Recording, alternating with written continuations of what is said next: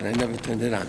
Or you want to take out a piece of potato or a piece of meat from on top of the cholent pot that's on the fire, that you're not allowed to do. Halacha says you're not allowed to do that, because on the fire, don't do anything that maybe, because it's a question of biblical doubt.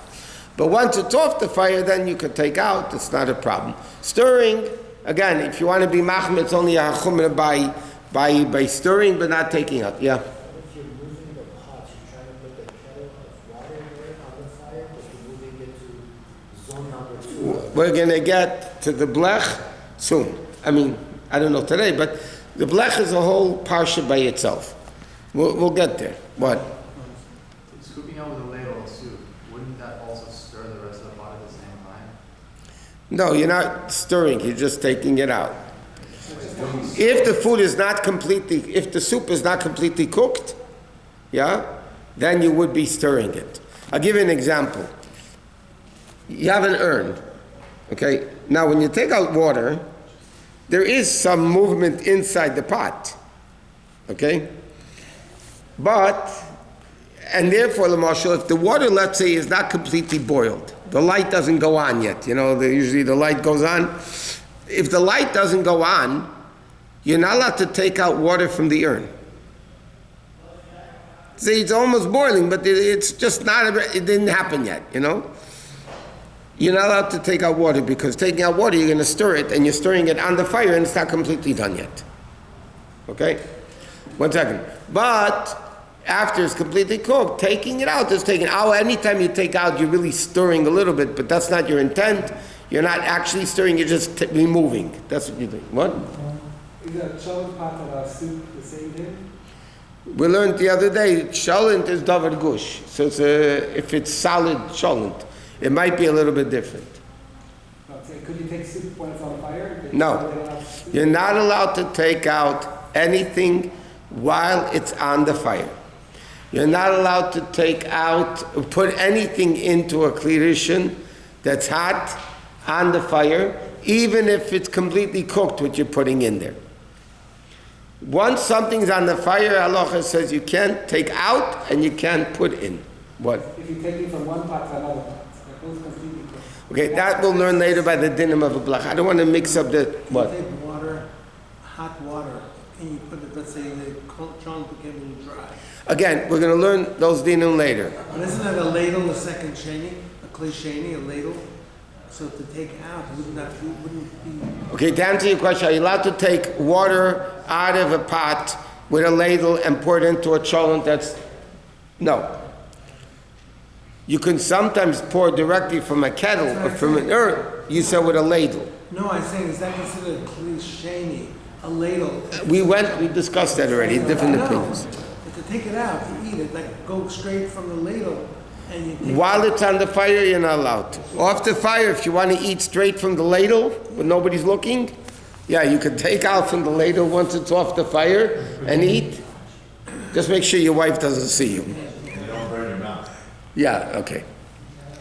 Okay, covering the pot. Now, same thing is, if you close an oven door, let's say you left the oven door on, the fire is on, the oven's still on, and you close the oven door, which is a separate issue, opening the oven door. But anyway, closing the oven door, if there's food in the oven, it's also like stirring it, because you're now intensifying the heat. More so in the oven, you're adding heat. That's exactly what stirring does, it adds heat. So all those things wouldn't be allowed to do it. It sounds very crazy what we're doing, but if you figure it out, there's very easy ways to do all the things that you need to do on Shabbos. There's ways of making coffee, tea, soup, adding stuff. I mean, it's not such a, all the things that you're not allowed to do. Okay, next. What? What? I like to know the loopholes. The loopholes. Shortcuts. Yeah. Tricks. Okay. Moving this food, okay, we said, pots on the fire, you're not allowed to do it. Okay. Outside of the first night of Pesach, is there any difference, like if you have a piece of meat with no oil, no nothing, is there a difference between putting it in the oven or putting on the You're not allowed to put anything into an oven on Shabbos. No, not on Shabbat. Just And Yom Tov you could. the status of it, is it any different? Baking? We're not learning Pesach now. Not Pesach, just... Okay, now, using hot water on Shabbos is a similar problem, okay?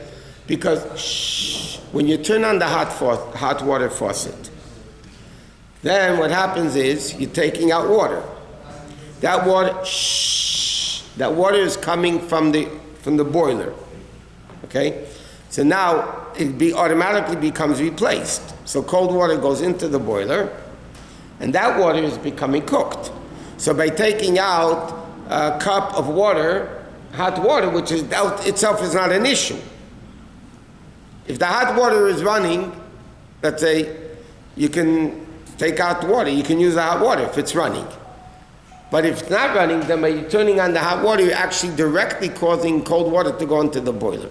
Therefore, they have this new thing now that they just came out with.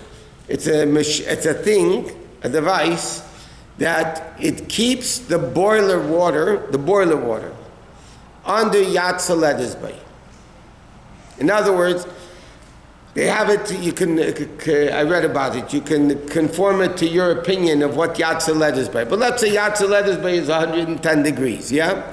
There's a gadget you hook up before Shabbat, or no, it's there the whole time, but you have a thing for a program for Shabbos, and it makes that the boiler is less than 110 degrees. So then when you take out hot water, you're not going to have really hot water. Maybe at the beginning you will. But eventually you're not going to have more than 100, you're going to have warm water. You have over 110 degrees you're not going to have, because the boiler doesn't get that hotter than that. Then when you take out hot water and your cold water is going into the boiler, it's not going to cook till 110 degrees. You're causing the burner to go back on. No, it's not, because it's. When it cools the water down, it's not. It doesn't go above 110 degrees. If you take hot water in, cold water goes in. If you take hot water out, cold water goes in. If cold water goes in, the boiler, the burner underneath the boiler, the water tank, goes on. So even if it doesn't go to 110 degrees, that going on is indirect, is grama, which is allowed. 1 second. That is allowed, because it's lav dafka going to go on right away. When you take out water and cold water goes in, it's immediately cooking it. Here, after it cools down to a certain degree, not when you take out hot water, you're going to immediately, the boiler's not going to go on. But cold water will immediately go in and get cooked. What happens? What? You have a hot water machine, you're taking out a cup of hot water and some more hot water comes into there? B'chlal? Not an urn. The one that you're talking about, the special shop.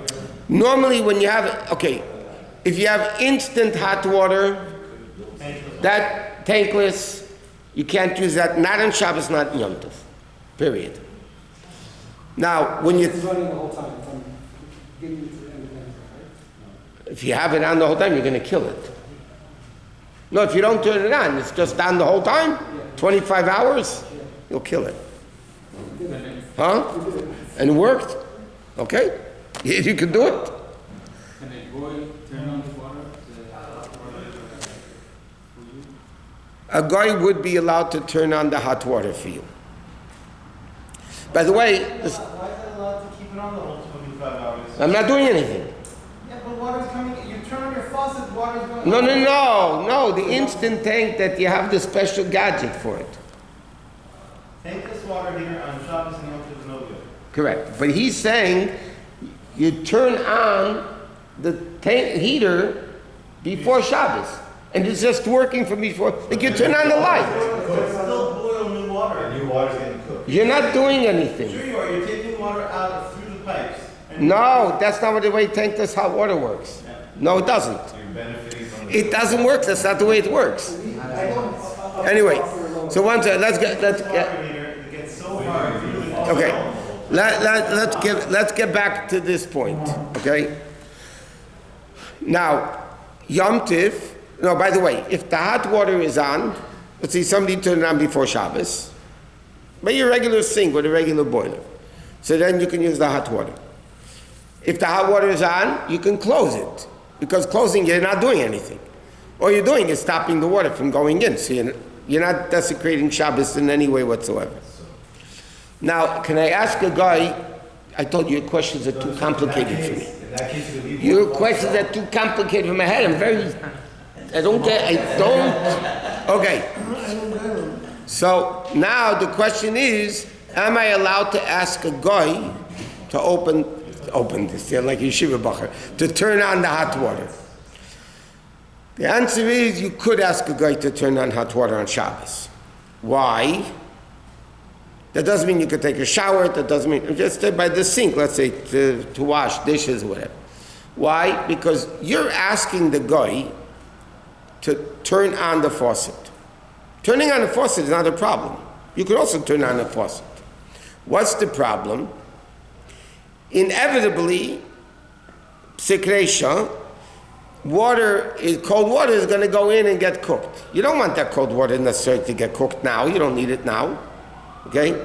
But inevitably, it's like chopping off that chicken, I don't want it to die.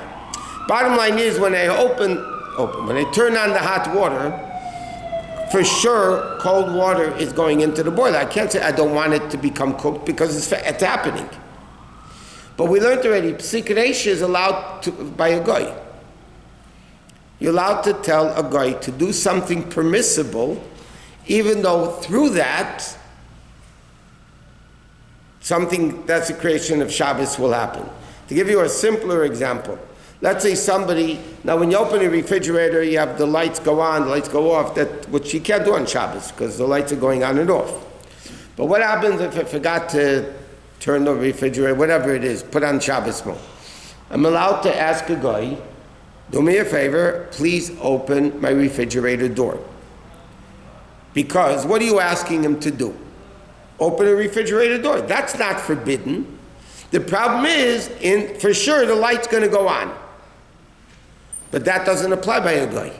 Psikresha is allowed to tell a guy to do something permissible, even though something definitely will happen in that way.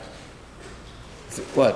Why can't does the same thing work to tell them to flip a switch to put the lights on? Flipping the switch is permissible thing. No, it's not. Flicking a switch on Shabbos is not permissible. If it wasn't tied to electricity. Flicking a switch on Shabbos is forbidden. The question is it min ha-Torah? Is it midrabanan? What the issur of electricity is on Shabbos? Everybody says it's forbidden. That's a given. The argument is it min ha-Torah? Is it midrabanan? What is the issur of electricity? Some people say it might be eish, but if you hold it's electricity, it's not fire. It might be a shaila baina. It might be a shaila makabepatish. It could be a lot of shailas. But one thing is a given. Electricity is not allowed to do on Shabbos. But if I'm asking a guy to do something permissible, and through that, that's not a problem. What? Well, how could it be in Torah if electricity was never invented at Har Sinai? Okay, that's a very good question. It's not for now, but based on the guidelines that were given, like for instance, if electricity is fire, then the Torah says you can't light fire on Shabbos. So then the Torah did speak about it. If it's not fire, it's closing the circuits, so you're building a circuit, the Torah says construction is forbidden on Shabbos. Whatever it is, but yeah, you're right. It's even though it wasn't there yet.